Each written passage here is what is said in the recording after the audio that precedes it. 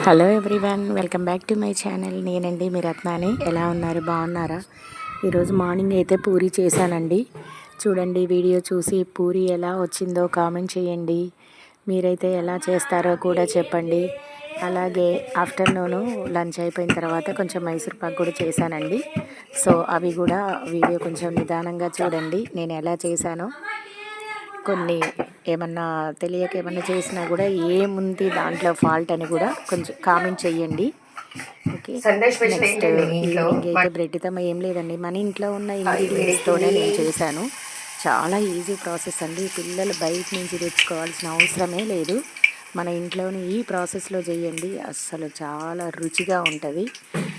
చాలా రుచి, అసలు టేస్ట్ అయితే మామూలుగా లేదు, చాలా బాగుంటుంది. నేనైతే ఒక 3 స్లైసెస్తో చేశాను. మీరు కూడా ట్రై చేయండి. నా వీడియో నచ్చితే like, share, comment. Thank you all.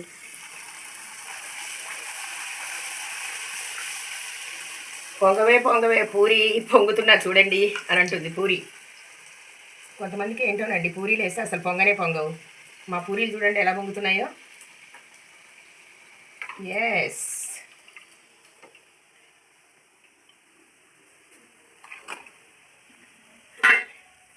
పిండిని ఎప్పుడైనా ఒక గంట ముందు నానబెడితే పూరీలు బాగా పొంగుతాయండి.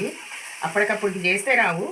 ఇంకా మైదా అలాంటివి యూజ్ చేస్తారు. నేనైతే మిల్లెట్స్తో చేసిన గోధుమ పిండే యూజ్ చేస్తున్నాను. అదే మైదా పిండితో చేసిన పూరీలు అయితే తెల్లగా వస్తాయి.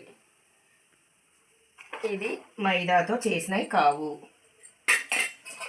ఈసారి ఒక పెద్ద పూరి వేస్తా చూడండి, బిగ్ సైజ్ పూరి.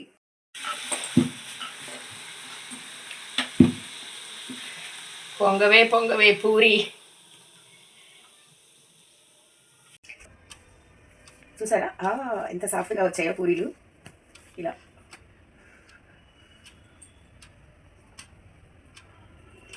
టమాటా కర్రీ చేస్తే మా పిల్లలు వద్దన్నారండి. సో టమాటా కర్రీ చేయకుండా డిఫరెంట్గా దోసకాయ బజ్జీ.